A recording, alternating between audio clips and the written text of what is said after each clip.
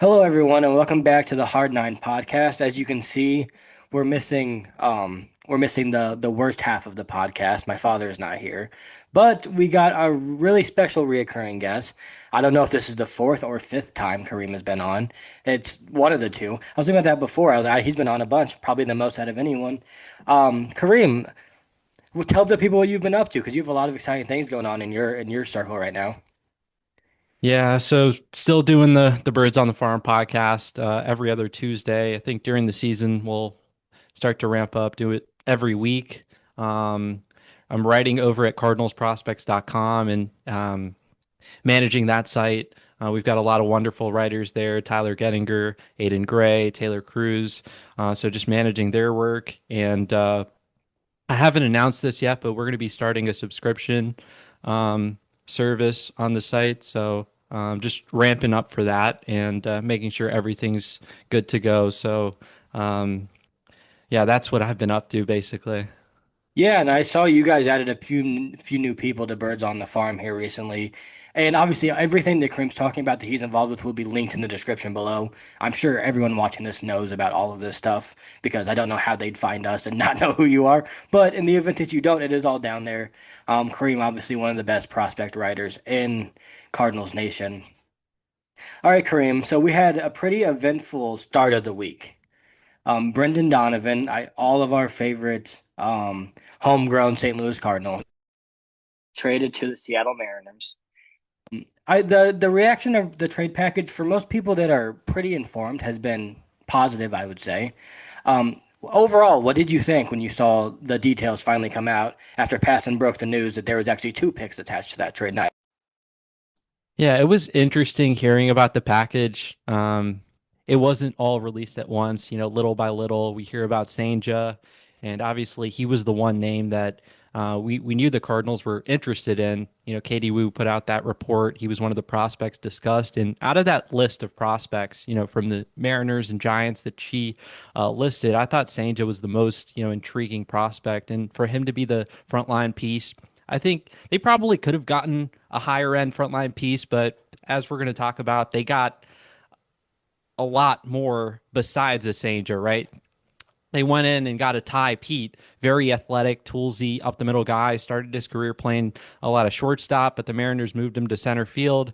This was a former 30th overall pick. And, the three players that they required, Sanger was a first round pick, Ty Pete was a first round pick, and then Colton Ledbetter, who they acquired from the Rays. It was a three-team trade. He was a second-round pick, and he's actually someone that the Cardinals were interested in. In that 2023 draft, he was one of the names that was mentioned besides a Chase Davis that the Cardinals were interested in. And maybe in a different world, the Cardinals are ending up picking Colton Ledbetter with their first pick. So I'm sure the scouting team. Really liked Ledbetter, and they had a lot of input with the front office for all three of these players. I mean, they're recent draft picks, so to be able to get three players that were drafted within the first two rounds recently in the last 2-3 years, I think that was big. All three players still have a lot of upside right now, especially Sanja being the frontline piece, a guy that switch pitcher. That's really fun. Obviously, a lot more talented from the right side, but he's a guy explosive stuff from the right side.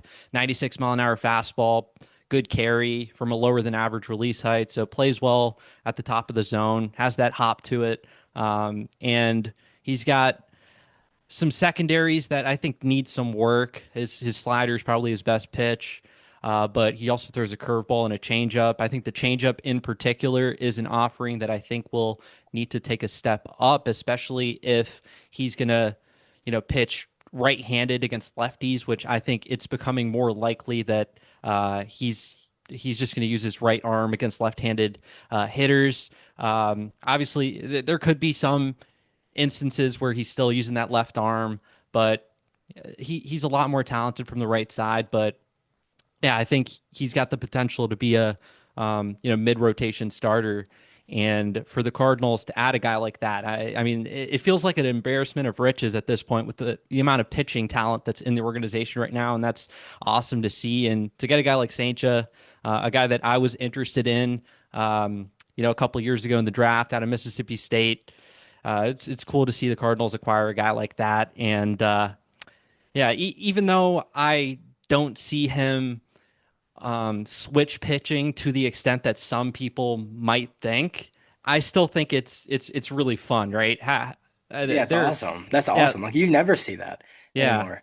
yeah. You know what Obviously, I go Pat ahead, sorry. Venditti comes to mind as a guy, Yes. right? But I mean, he was throwing what mid 80s. Like Yeah, not the Saintja same. Saintja is 96. He could probably flirt with the triple digits with his right arm, and then with the left arm, I think he's around like 92. So I mean, that's a ton of arm talent from both sides of the mound, I guess. And It's also yeah, just a ton of athleticism, right? Like to be able to do that. Like I can't even absolutely. imagine. I remember when I played baseball, and I was not obviously anywhere close to Senja with either my arms at anything. But if I ever try to throw a ball left-handed, I look like a T-Rex. Like my arm didn't move that way. So I don't know how he can do it. He's crazy. You know what I would love, and this is never going to happen.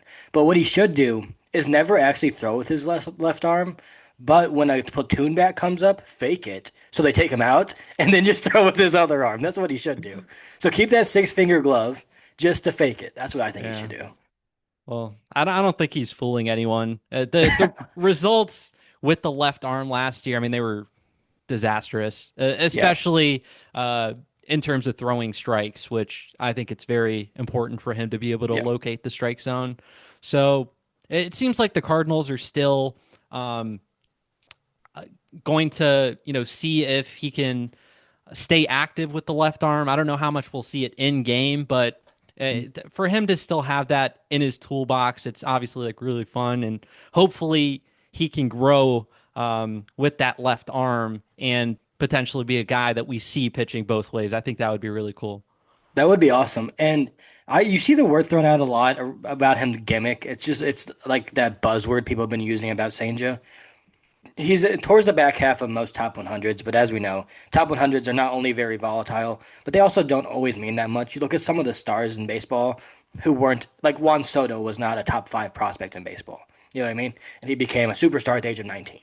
So that's not everything, but do you think if he was just a right-handed pitcher, right, his whole minor league career, and he was as good as he has been with his right hand, his right arm, that he would be more highly regarded nationally?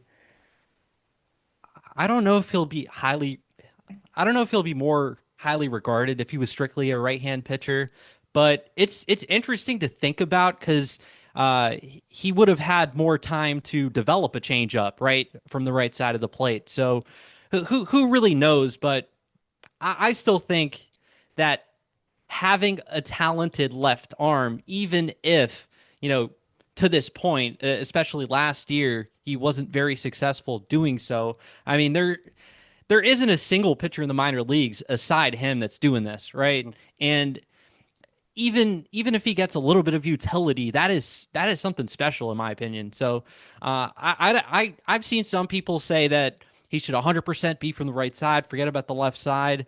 Um, I think I would personally like to see him develop, a changeup from the right side, be able to attack left-handed hitters, but I don't want him to give up on the left arm either, because I think that has a chance to be just add even more value to a guy like Sancho. But uh, I don't think him being a switch pitcher is the reason why he's highly regarded. I think it's because he's insanely talented from the Mhm. right side already, Yeah. and I think he would have been a first round pick regardless. Yeah, and it's also just even if he gets it to a passable enough level, like late in the game, if you're facing a lefty and you want to keep him in there and you have confidence in him, you never know what he can do. Like it's going to be difficult, obviously. Like it's hard enough to get to the big leagues throwing with one arm. Getting there with both arms obviously adds to it. Like it's almost the same thing, but much harder than switch hitting. Like it's wild to me that Cal Raleigh was able to do what he did being a switch hitter. I don't even understand how it's possible. But yeah, it's just super exciting to get a talent like that. None of us know what he'll become. He could be, he could really struggle in the major leagues and not amount to much. But when you get a guy that's as talented as him in your organization, to me, it's a no-brainer. Like it's a no-brainer to go after that and see what Heim Bloom and this new development team can do with him, because you have so much opportunity here. So for the secondary pieces, I know Ty Pete is interesting to a lot of people. He's a very talented young kid, and Ledbetter, I know you liked him a lot coming out of the draft. But I want to talk a little bit about the comp B picks they got, because getting two of those and expanding their bonus pool the way that they did, it's just going to allow them so much flexibility. And they have what, 8 picks in the top 86? Is that what it is? Uh, it's 6 picks in the 6 picks in top top 86? 86, but that's still like a ton of Yeah, picks to work with. And again, they're going to have more money to spend, and it's just going to give them more flexibility. Is there a player that they're now going to be able to buy with their 13th pick? Someone that was projected to go a little bit higher, but the Cardinals are able to offer him a little bit more money, so they could get him to fall and still give a higher bonus than what he would have had to a team that's ahead of the Cardinals. yeah. Or, the competitive balance round A pick, which is right after the first round, which as it stands right now is the 32nd pick, right? So, I mean, that's pretty much another first rounder. If there's a first round talent that the Cardinals see that's that wants a little bit more money, right? Than the competitive balance round A bonus, they just have more flexibility to be able to spend that money and allocate it to a player that would have gone higher. So it's the opportunities are endless. It'll be really interesting to see what the Cardinals do on draft day, whether that's underslot the first pick and disperse the bonus for the next 5 picks, and you get a lot of you pretty much get more dart throws, right? Rather than putting all your chips in, the comp A, for example, right? So I'm just fascinated to see what they'll do. It's going to be a top 5 bonus pool. The Cardinals have plenty of money, plenty of picks to work with, and I'm really excited for the draft. I'm going to be keeping a close eye on all these prospects, and should be a really fun draft day or couple Yeah, draft days. Yeah. I feel like every year, like we'll see a couple high schoolers that could have gone feasibly gone in the first 2 rounds that end up getting pushed off because they don't think they're going to sign. They're going to go to LSU or whatever. So then they get pushed off and maybe they get taken in the later in the draft than they're expected to. But those teams probably don't have the signing bonus money to get them attracted enough, especially now with NIL deals. It's going to be even more complicated because they're actually getting paid in college now. They're gonna have the opportunity now. Like it wouldn't surprise me if we see in the second round comp B pick, they go after a high schooler that people thought was gonna go earlier, and they throw a lot of money at him, and they get him to come. That would not shock me at all. All right, there's a couple more things. Is there anything else in the Brendan Donovan trade? Like anything on Pete that you think is interesting? Anything on Ledbetter that you've seen? I know he really struggled power wise last year, but I believe I read that he was in one of the harder leagues in baseball to hit in the minor leagues. Anything about him that intrigues you? Yeah, so out of the draft, he was a data-driven prospect. Made a lot of contact, good swing decisions, hit for power. Like from an offensive standpoint, he did all the things that you want to see out of a prospect, and that was one of the reasons why I liked him so much out of the draft. So far in pro ball, his bat to ball has taken a hit. This or 2025, he did make some contact gains, and the power was down a little bit. But as you said, not a hitter friendly environment. So um, really excited to see where he starts, whether it's, if he repeats double A again or he's starting the season at Memphis. He's a guy that has a lot of talent, especially offensively. Good athlete, too. Probably more of a corner guy as opposed to a center fielder, but I do think he has the athleticism to pinch in at center. And if he's a fourth outfielder type, which he's projecting to be more of a, fourth outfielder, fifth outfielder piece at this point rather than a starting caliber outfielder. Having that the ability to play a center, I think that's really important. Mhm. So he's a very interesting piece in the trade as well. I don't think he's just a throw in. I think the Cardinals really liked him, and especially going back to what they thought of him out of the draft. I'm sure the player development staff also thinks that there's ways that they can unlock this player and get him to a place where um, he's back on a track to be a potential starting outfielder. I think we're in a really interesting, obviously, we're in a new era of Cardinal baseball here, the Heim Bloom era. It's going to be really interesting to see if all those times where the Cardinals sent away a Randy Arozarena or DFA'd Adolis Garcia, even though we all know he got DFA'd again after that, but still, when they were giving away people that ended up being diamonds in the rough for other teams, I'm interested to see if the Cardinals now can turn into the team where they're getting players in that are kind of cast off from organizations. Like Tampa Bay is like, yeah, we'll give him up for the defensive third baseman that they got from Tampa Bay. I mean, not from Tampa Bay, from Seattle. And if the Cardinals can be the team now that elevates those guys, like Heimblum's former organizations have done, do you have more confidence in this group of this staff in the minor leagues that they can kind of find some of those guys and get the most out of them? Yeah, it's funny that you mentioned that. I feel like in the previous regime, they wouldn't have even gotten creative and made this a three-team trade with Tampa Bay, adding a Colton Ledbetter and another competitive balance round B pick, and just settling for Williamson, or if it was another piece. Uh, I'm really impressed by what Heim in this front office has been able to do so far.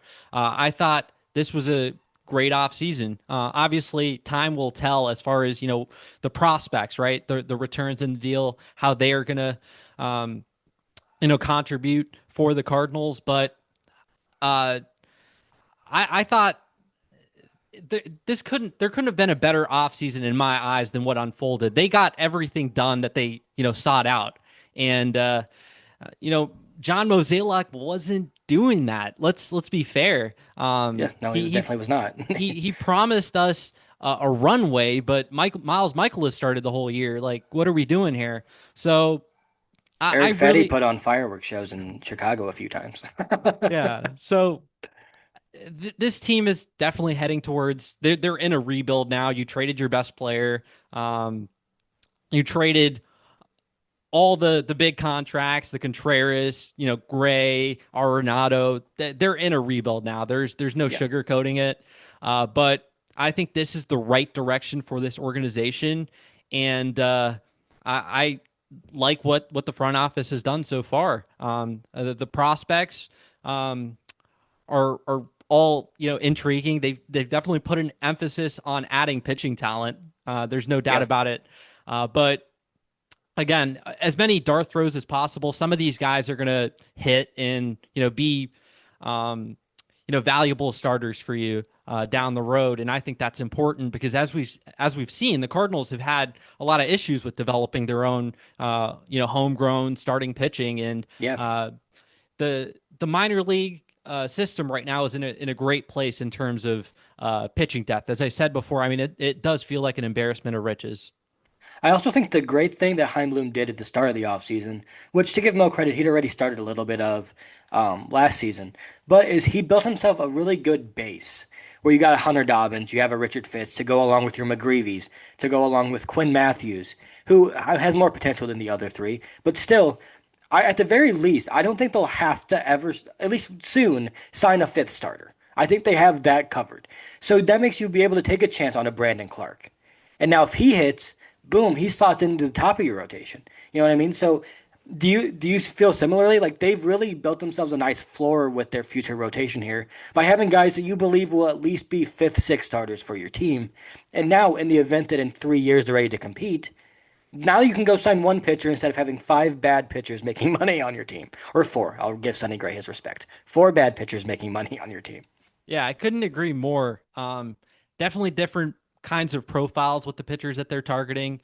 Some guys, obviously closer to the big leagues, have big league experience. Guys like Hunter Dobbins, come to mind. Richard Fitz, and then you balance that out with guys that have very high upside, as you mentioned. A Brandon Clark, right, comes to mind. A Fajardo.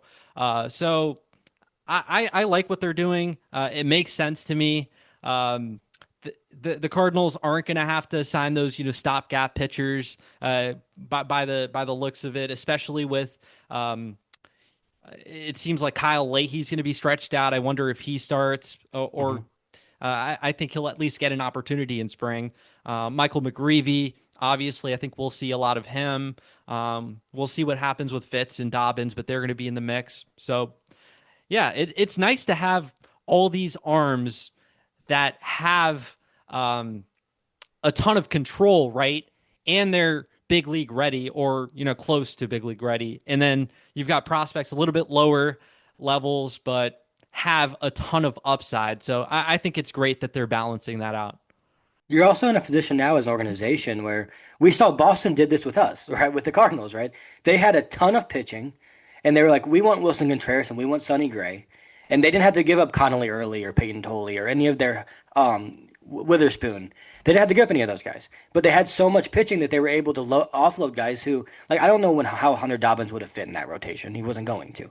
Richard Fitz, same way. Maybe if there was 4 or 5 injuries, he might have gotten in there. And the Cardinals are now building themselves depth in the organization to where if they're ready to go, they're going to have a lot of chips that teams want to go be able to move for whatever star becomes available. Fernando Tatis Jr. I'm just kidding. That's never going to happen, but I can dream. I want to get to Brandon Clark for a second because he obviously was in the Sonny Gray deal, which I think he's probably the most exciting of the prospects that we got back in those first 3 trades. Maybe for you, just in all trades. He's really talented. Can you speak a little bit about what you love about Brandon Clark and also why all this reliever risk stuff is kind of stupid? Yeah, the stuff just immediately pops, right? 97 miles an hour from the left side on that fastball. And his slider, it's honestly, I'd honestly call it a sweeper. He might have two sweepers. He's got a bigger, 15, 16 inches of horizontal. And then the slider, I mean, it's like 10 horizontal, but he can get it in the upper 80s. And that might be the best breaking ball in the Cardinal system right now. I mean, it's nasty. So the stuff's really intriguing with Brandon Clark. This is someone that the Red Sox drafted, I believe, in the 5th round out of a JUCO, and he had a lot of developing. And it sucks that he had the blister issues in 2025, which derailed his season. And once he started experiencing that, his command took a massive hit. But when you go look at his starts from before that, he was actually commanding the ball pretty well. So I'm optimistic that the walk rate can get a little bit closer to what it was at the start of the 2025 season. But this is a guy that's immensely talented, right? We need to see him show that he's capable of starting, going every 5 6 days, and handle a workload like 90 to 100 pitches. We haven't seen that just yet, but he's uber talented. I think you could make a strong case that he's the most talented arm in the system.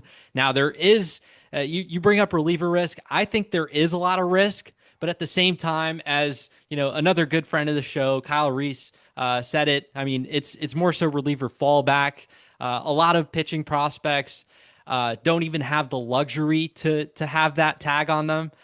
So Clark is a guy that if he isn't able to work out as a starter, if he isn't showing adequate command, if he's not able to, have the workload where he's going every 5 6 days, up to 90 to 100 pitches, having his stuff hold throughout the outing, this is a guy that immediately becomes a potential high leverage bullpen option Yeah. if he progresses the way that I think he will. The thing that I find it funny about this reliever conversation, we all know that starting pitchers are far more valuable, especially elite ones, than elite bullpen arms. We know that. But we talk about like reliever risk, like Josh Hader didn't just get $100 million. Like if he comes up and he's a great reliever, that's also incredibly valuable, and you got it for Sonny Gray, who you was not a part of your future and was making way too much money. So even if that's the outcome, where he's not going to be Josh Hader most likely, but if he becomes a closer for you, Ryan Helsley had reliever risk, and they didn't really give him a chance not to be a reliever. But regardless, he was still very valuable for you, and that was very much a win of a draft pick, regardless of him being a reliever. Um, I want to get to some people internally now because that have been in the organization that we didn't trade for this offseason. Joshua Baez is fascinating to me because that dude had an incredible season last year. And I think he's one of those guys that this year could be really disappointing, or he could really boom, and it's like, wow, this might be one of the best prospects in Major League Baseball. What did you see from Joshua Baez that turned what we all I think assumed was just kind of a disappointing, incredibly talented prospect in the system to now he's in top 100 lists all over the place, and he's one of the best prospects in the Cardinal system. It was so fun to watch that breakout. We saw a sprinkle of it at the end of the 2024 season. He was placed on the development list, came back, and honestly helped ignite that Palm Beach run for the Florida State League title. At that point, I didn't make too much of it as Baez uh, had already played and he had success at the A ball level before, so I wasn't thinking too much of it. He struggled a lot in high A ball, but the following season, starting off in high A, and immediately you knew something clicked with him. The contact rates were up a ton. He was just looking more mature at the plate. Swing decisions were good. Looked relaxed at the plate, using all fields. I know everything right now is about pulling, pulling, pulling, but I think we saw Baez actually tap into more of a um, all fields approach. He still has that pull side power, but Baez has the ability to hit the ball with authority to the opposite field, and I thought we saw that more, in 2025. So once he got over to Double A, I thought this would be the real challenge for him, and the contact rate just continued to go up as the season went on. It was incredible, and I've mentioned this on Birds on the Farm before, but who, Joshua Baez had a higher contact rate in Double A than JJ Wetherholt had in Triple A in 2025. Just think about that. That's crazy. You're talking about JJ Wetherholt obviously has one of the best hit tools in all of minor league baseball, if not the best. Well, probably behind Kevin McGonigal, but he's up there. Yeah. And Joshua Baez is also hitting 115-mile-an-hour piss missiles to Yeah, left field. So it was awesome to watch Baez break out the way that he did. Obviously, former second round pick, went for an overslot bonus. Was very excited when the Cardinals drafted him, but his bat to ball just wasn't at a level where he was going to progress and become a big leaguer. So that placement of the development list was really crucial for him. Ironing the swing out, and I mean, this is now a consensus top 100 prospect in the game. It's remarkable. I love stories like that where players show perseverance. They fight and they finally get to a level where um, they thought they could. And it just took that time. It took that effort, and Baez is so easy to root for. He's a guy that's supported like my Cardinals prospects page ever since the start. So it's really cool. Just seeing him grow the way he did in 2025, and hopefully we see him sometime in 2026 on the big league team. I think that would be really exciting, especially considering the state of the Cardinals outfield right now. I oh think gosh. they could use a guy like Joshua Baez just energizing the outfield. So that should be fun.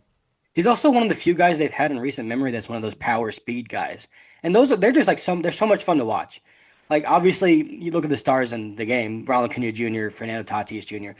Those are the upper level of them, obviously. But they're just the Cardinals don't have very many guys. Like a lot of their guys that come up kind of have that one thing, right? Mason Winn has his defense. And yes, he's fast and he has other things he can do. But and JJ Wetherell has his hit tool, he's more than that as well. But just to have a guy that has so many tools I'm excited to see because if that guy hits, he's one of the guys that I think if he hits and he really continues to improve like he's shown he can change the franchise. Like he has that ability. Do you think he starts in AAA? I do. I think he showed he was definitely ready for AAA at the end of the season, especially as I said. I mean, the contact rates kept going up, right?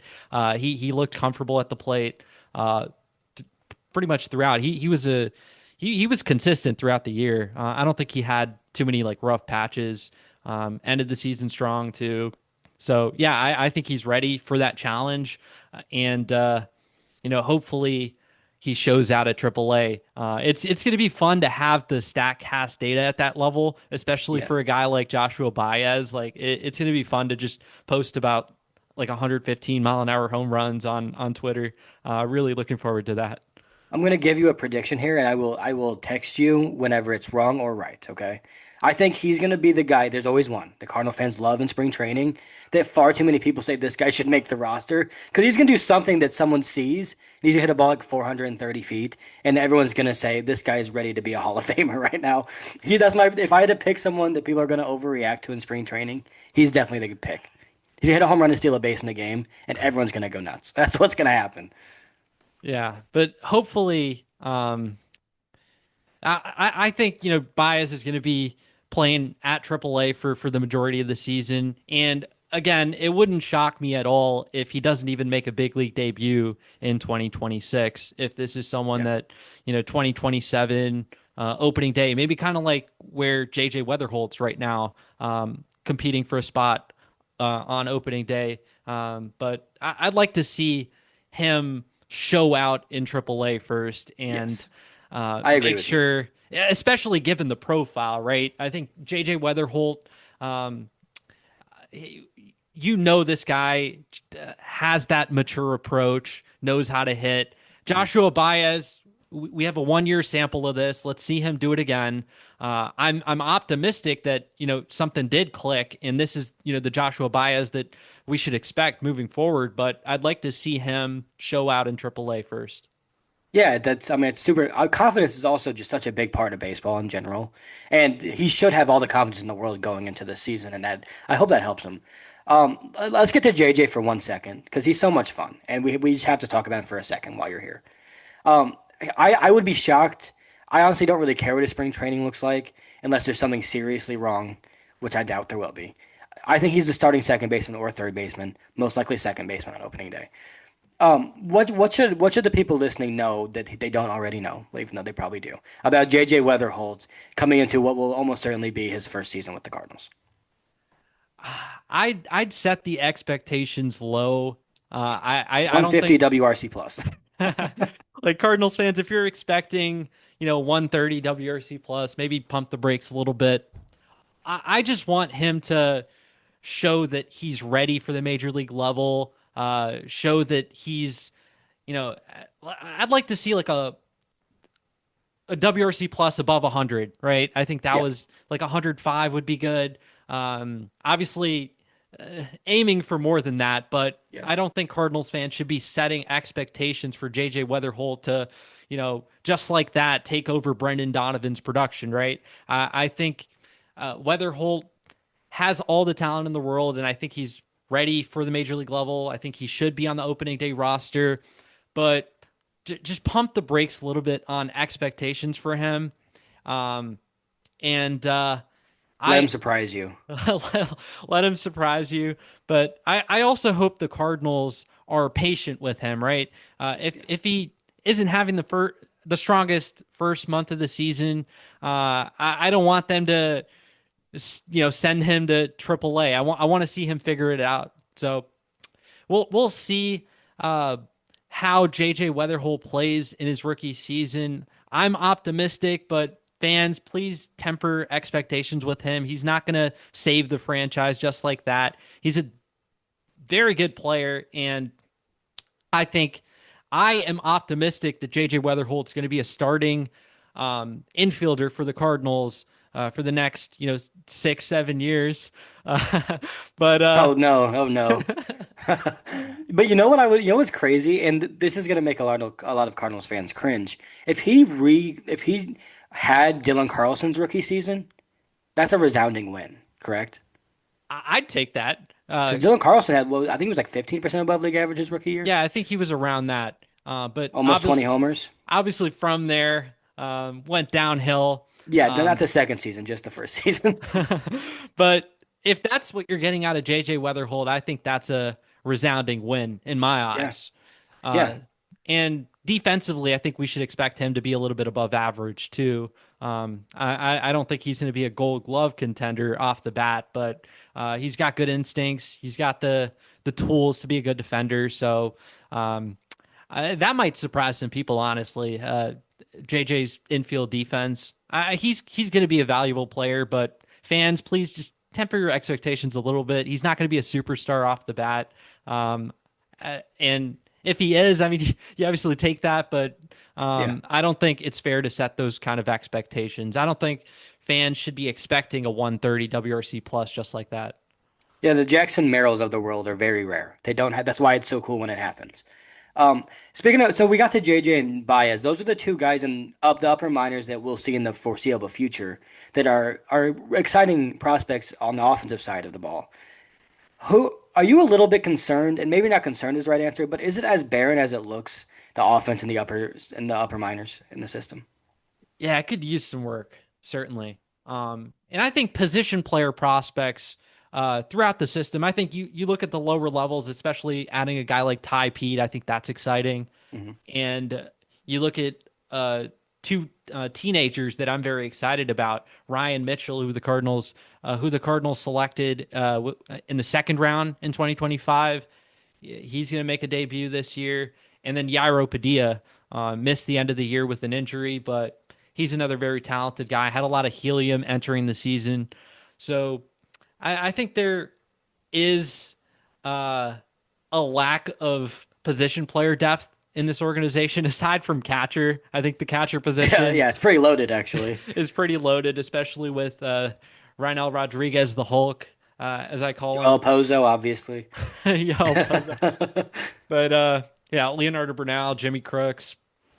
But as far as um, the non-catching position, like if you just take the catcher position out of it, I'd like to see the Cardinals add a little bit more depth for the other positions, but I'm sure they're going to attack the 2026 draft and put an emphasis on up the middle position player talent, Yeah. especially with how the pitching in the organization's looking right now. Obviously, can never have enough pitching, but I also don't think you can have enough up the middle talent, and I think that's an area the Cardinals should definitely target in the 2026 draft. It's also interesting because a lot of their position players that you think will be part of the future are already in the major leagues and have been for multiple years, right? So Mason Winn, we all assume he's going to be around for a while. I hope so, at least. Ivan Herrera, I don't know where he's going to play, but he's going to hit wherever that is. Jordan Walker is a guy that. Can we get to Jordan Walker for a second? Because I just want to know your thoughts on Jordan Walker. Because I've been pretty harsh on Jordan Walker, mainly because watching him swing sometimes hurts my eyes. Um, what is going wrong with Jordan Walker? And do you think it's salvageable? Do you think there's any way that coming out of 2026, we flash forward to this time next year, and we're like, man, you know what? Jordan Walker took a lot of really good strides in the right direction. Everyone wants to bring up the fact that Jordan Walker hits the ball hard, but to this point, or at least last couple of years, it hasn't even mattered because his quality of contact, despite the exit velocities, hasn't been good. He's not hitting it at the right angles, right? He's not uh, he's not driving the ball where he needs to drive the ball, right? It's 110 mile an hour batted ball straight to the ground where best case scenario it's going to be a single, but more than likely a major league infielder is going to get to it and throw him out. So for it's tough to say from like a biomechanics sense what's going on with Jordan Walker. That's not my strong suit, but I just like to see him you know, get that quality of contact to a, good level. I mean, you look back at his rookie season, it was at a fine level at that point, right?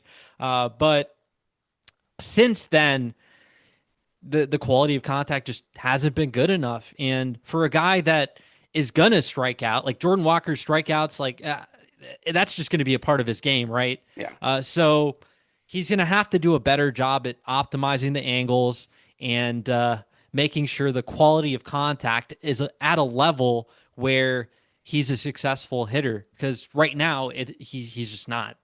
Yeah, and it is weird to me too. You would assume normally when strikeout rates spike, and he's always struck out a decent amount, but it's definitely gone up to a crazy level the last couple of years.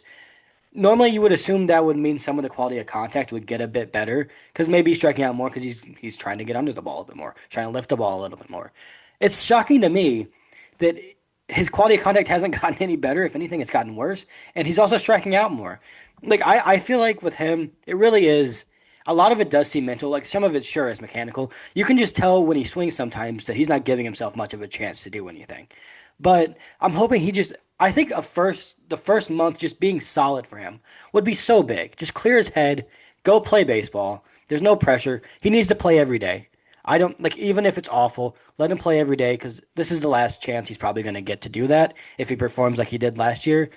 I want him to be good so badly. I really do because he seems like a really good dude. He seems like he works hard. He's incredibly talented. Hopefully it works out soon. Another Cardinal. I know I should have told you I was going to ask these questions, but I get excited. Ivan Herrera is so fun to watch hit baseballs. Did you when he was a prospect? I know you were higher on him than most people when he was a prospect, but I don't remember seeing anything that made me think he was going to be this level of a big league hitter. Has it surprised you at all?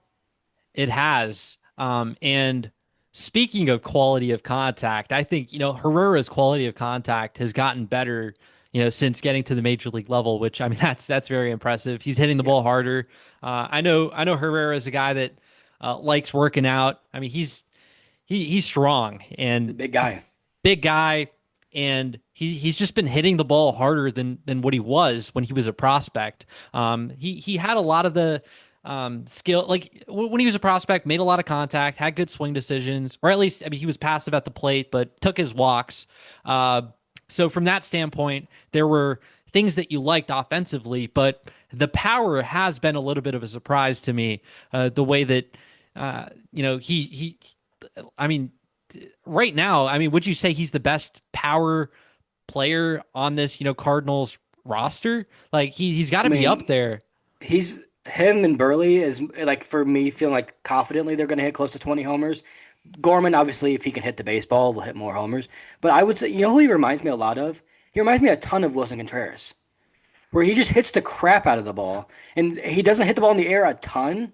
So he's not going to hit 30 homers. He might eventually, but Wilson has always been that guy that you see how hard he hits the ball, and you're like, man, this guy could hit 30 1 year. But he's always around 20 because he hits so many line drives. They remind me a lot of each other. Am I off base there?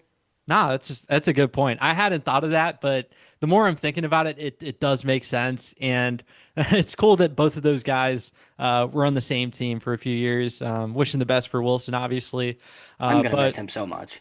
yeah, I love that guy so much. yeah. One last thing to mention about Herrera, man, I hope this catching thing works out for him Me in too. spring training because if he can if he's a catcher uh hitting the way that I know he's capable of hitting like that's one of the best catchers in baseball. Yeah, So looking forward to that. Hopefully uh the catcher defense is at a passable level for him to play that position.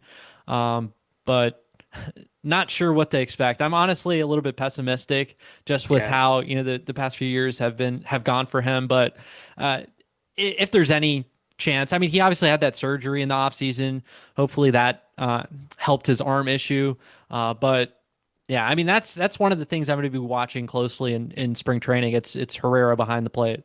The thing that sucks too is there's a lot of stuff catching wise you can fix, right? Or at least put some band-aids on. Like you watch William Contreras when he went to the Brewers, people didn't think he was going to be a catcher, but they worked with him on blocking and framing and things, and he got to a passable level, and now he's one of the best catchers in Major League Baseball.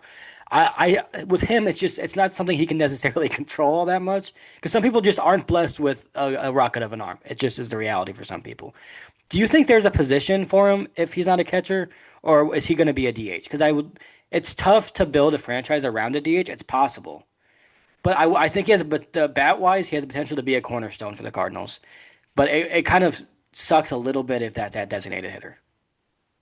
He played a little bit of corner outfield in Mhm. 2025, and if he's not going to be a catcher, I'd like to see that experiment a little bit longer at least see what that looks like. And if he's a well below average defender there, I think it's safe to say he's probably first base DH type. Mhm. Uh, but even then, I think Herrera with the bat alone. I mean, this is a valuable player, especially Yeah, one for that sure. has so much control. So fingers crossed he's able to catch, but if not, would like to see him in a corner.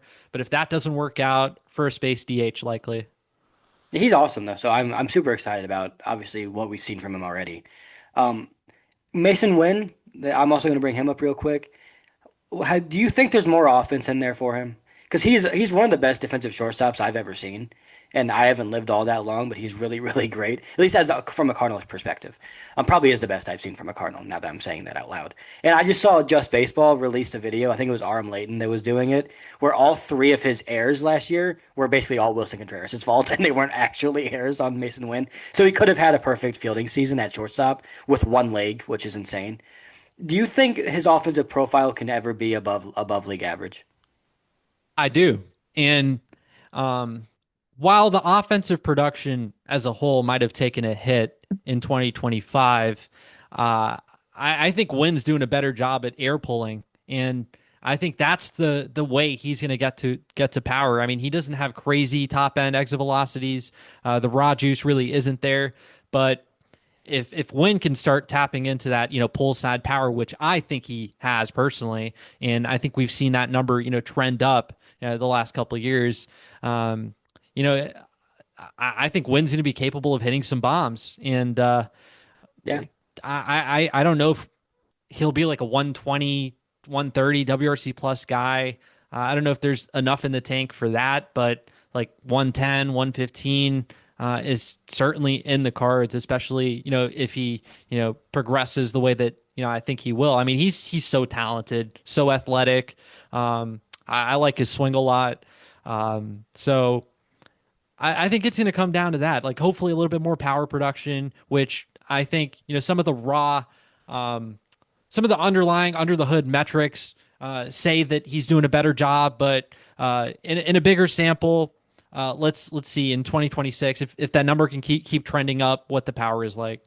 The one thing that concerns me about that, and I agree with you, because I noticed that as well. Because I remember in 2023 or 2024, sorry, Chip loved to say, "Oh, look at that two-strike approach," when he would just slap a ball down the right field line, and he just loved it. The one thing I will say is, he kept saying how he was getting too homer happy, and I'm hoping that doesn't mean that he is going to stop trying to hit home runs, because I think that's a big part of his game.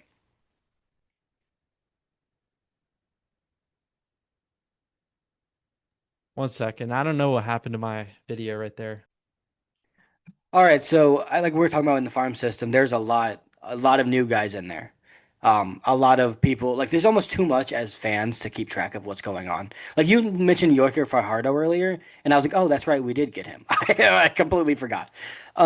Who's someone that you look at and you're like, we get all these names like Saint is going to be a big story this year, of course. I think Brandon Clark, if he's healthy, is going to be a massive story. Who's someone that you think is under the radar that you're pretty excited about coming into next year? One guy that I'm not seeing mentioned a lot, and he's someone that I don't know a whole lot about, but um, Sebastian Dos Santos. He had a tremendous season in the Dominican Summer League. Uh, 1 OPS, 313, 452, 570 slash line. I've heard nothing but good things about him. Really excited to see him make his stateside debut.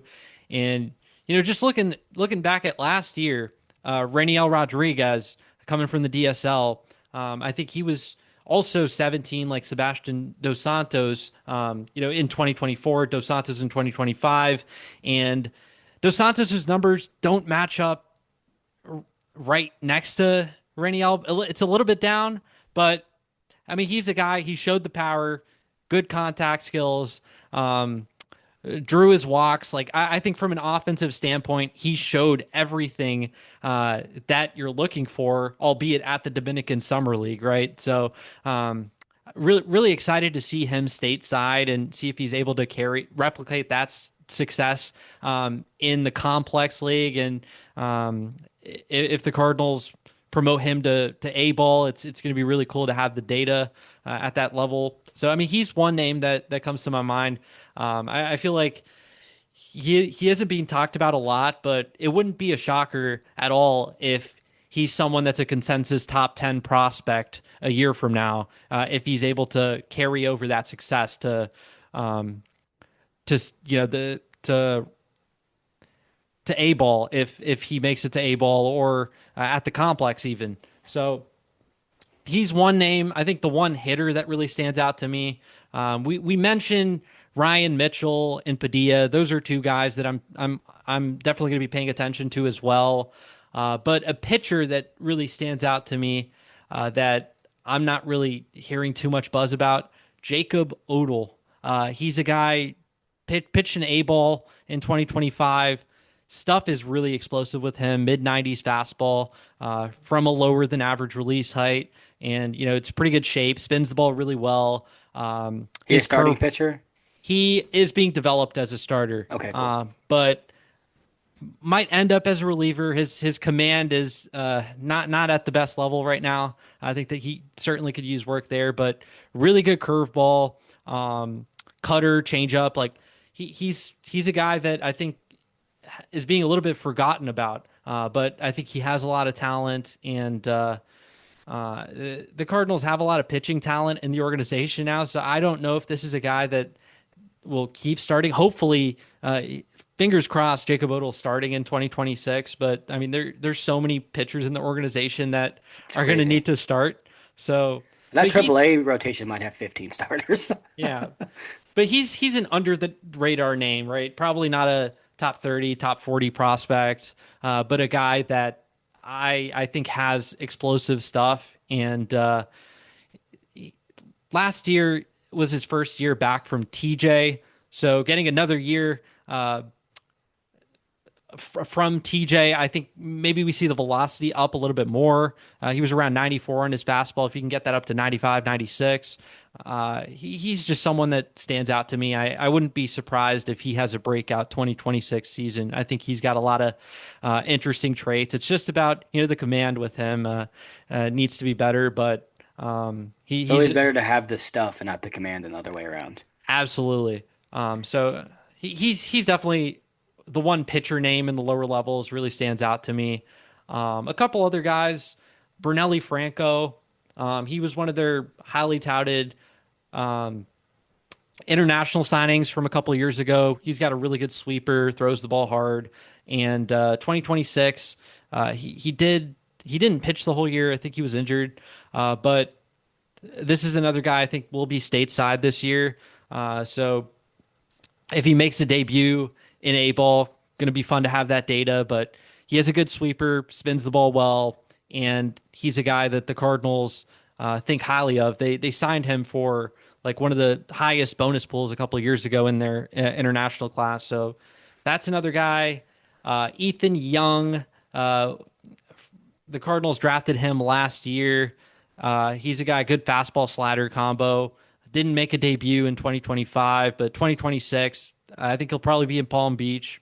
And he's another guy, really good stuff. Fastball slider, as I said.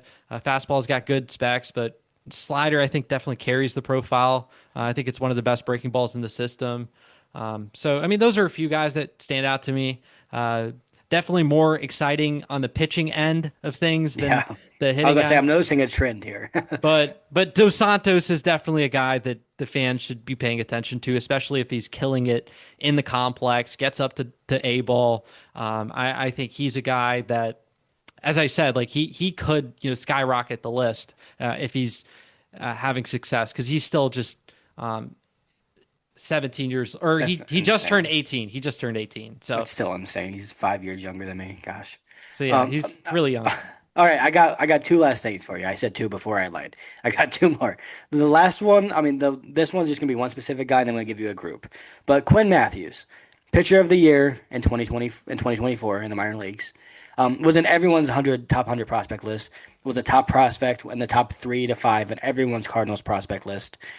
He's fallen off of every list I've seen. I haven't seen him in any top hundreds this year. Um, do you think he can regain that form, or was it a flash in the pan? And should he be in contention to make the rotation out of spring training? I don't think he should be in the contention to be in the rotation, just because we haven't seen him command the ball at the AAA level. Whether it's because of the shoulder issue that he experienced, and after the first like month of the season, and he came back. Velocity at the start was a little bit down as the year went on. Velocity got a little bit better, but if it was that, or the minor league ball, which Yeah. uh, I think that's another reason that could have contributed to his poor walk rate. I just like to see him command the ball better, and I don't think we should just look at a small sample size in spring training to determine that this guy's ready for the next level. I'd like to see him show it in AAA because 2025, he still induced a ton of whiff, right? I'm really impressed with his secondary slider changeup. This guy misses a lot of bats, but I'd like to see the walk rate at a better level. And we know he's capable of it. The 2024 season, he showed that he's able to consistently throw strikes and command the zone. So just watching to see if the command can get back to that level. Because 2025 it was a mess. It wasn't very consistent at all from start to start. So yeah, I don't think he should be in contention. I mean, the Cardinals have a lot of names that are going to be in the mix already, Yeah. and I think it's better to just wait it out a little bit with Matthews to see if he's shown it at AAA. It's a fresh new year. The shoulder issue, he's further away from the shoulder issue, so hopefully the velocity is another thing that I'm going to be watching. Hopefully that's closer to 94, 95 on average. As after coming back from that injury, he was sitting in the low 90s on his fastball. At the end of the year, he got some of his velocity back, but so going to be watching that with Quinn Matthews, the command and the velocity. Hopefully, those two things get back to where they were in 2024, and maybe we'll see a debut in 2026. I think that would be really fun. Yeah, that'd be huge. That means he's doing well. Because like you said, they have so many starters. There's never going to be a reason to rush him up. It's only going to be if they believe he should be in the major leagues. So if he makes a debut, I think we both agree that means probably really good things were happening at AAA for him. Okay, I'm going to give you a group of three players here who have been really exciting prospects in the past, the recent past, but have all had injuries, and they're all pitchers. Tink Hintz, Cooper Jerpy, TK Roby. Do you think those three guys are going to ever make it to the major leagues? I'm kidding. But those three guys are like we have all these new guys coming in, new blood. They're going to be the ones being focused on. But when we talk about the depth of the pitching in this organization, those three guys are still here, and they're all three incredibly talented. You can go one by one or just lump them all together. It's up to you. But what do you think of those three guys going in this year? Man, Tink Hence is a question mark, to be Yeah. honest. It feels like every year his he's just gotten less athletic on the mound. I don't even know how that's possible, but when he just coming out of the draft, this guy was just known for his athleticism, getting down the mound, good extension. But 2025, when he was in Palm Beach, he was making a rehab assignment. His extension was way down. Fastball velocity was down. He wasn't getting the same amount of carry, and he when he was in Palm Beach to start his professional career, we saw him sit 96 on the fastball, show good specs. And for him to just backtrack, get to this point, it's really disappointing. But the player development staff's definitely working to get him back on track. So I'm not overly optimistic that Tink Hence is going to be a starter. If I'm going to Yeah. be completely honest, I think he's destined to be a bullpen guy, especially considering that when he has started in his professional career, this isn't someone that sustains his velocity deep into starts. This isn't someone who, by the end of his starts, you could tell that he's exhausted. I don't know if he has the strength and conditioning to be able to start. So that's something that's always concerned me about Tink Hence, and the fact that 2025 it was just a step in the wrong direction, even from what it was before. So I still think Tink Hence is going to be a major leaguer at some point. More than likely going to be in the bullpen. I don't think the Cardinals are going to give up on him being a starter just yet. But I think that's definitely the direction where, it's headed just based on, um, you know, just based on what he showed in 2025, the years prior, and we're not really seeing him take that next step up. It was just a step back, to be honest. It almost feels impossible for him to ever become a starter because he just hasn't progressed in innings ever. So it's like Yeah, I don't that know how he too. could ever get to 120 innings. Like I don't know how it's even going to happen. It just seems like, and it sucks for him because a lot of it's been injury related, and you wonder if some of those things you're talking about, the extension and velocity, who knows how injuries affect you physically, but also mentally. You just don't know, and it just sucks because that he is such a talented guy, and I would love for whenever he's back on the mound because he's still injured. I believe he is, right? Last year he was. I don't know if he's gonna be ready to go Yeah. spring training. But he did miss most of Yeah. 2025. Whenever he's back, I would love it if he's like, wow, Tink Hintz is back. That'd be awesome. We all want that. All right, quickly. Cooper Jerpy, TK Roby. Two very different pitchers. I know TK is going to be out all of this year, right? He has Tommy John, didn't he? Yeah, TK has Tommy John. Out of those, Cooper also had Tommy John a little Yeah. bit earlier. I think we'll see Cooper sometime mid-season, if I had to guess. And I'll talk about Cooper first. He's a personal, favorite of mine. He's a guy that I had on Birds on the Farm last year, and it's always nice interacting with him. Uh, I'm a little bit more optimistic about Cooper Jerpy than the Tink Hens, I would say, because when he's been fully stretched out, he has shown an ability to keep that velocity up. He doesn't look tired, and when you go back to his college days at Oregon State, right? This is someone that showed he could start, right? It's not a matter of that. Obviously, so far in the Cardinals organization, he's missed a lot of time, and whether it's due to the elbow, he had a cleanup procedure, and then Tommy John again, or not again, but he had Tommy John, so another injury with his elbow. I think it was just the elbow was not 100% cleaned up to begin with. I think he's just been Mhm. pitching not at 100%. If I had to guess, like obviously I'm not there. I'm not inspecting, Cooper Jerpy's medicals, but it something just seemed off from the start, especially with the cleanup procedure, and then the fact that the next year they were taking so many precautions with him, and then he ends up, you know, he ends up getting Tommy John the year after. Like there's something odd that about the whole situation, Yeah. and I wonder if the elbow just wasn't 100%. So getting it 100% cleaned up with Tommy John, hopefully Jerpy doesn't have any more elbow issues moving forward. But obviously, the first thing people think about is that delivery, and they're like, "Oh, there's no way this guy can start."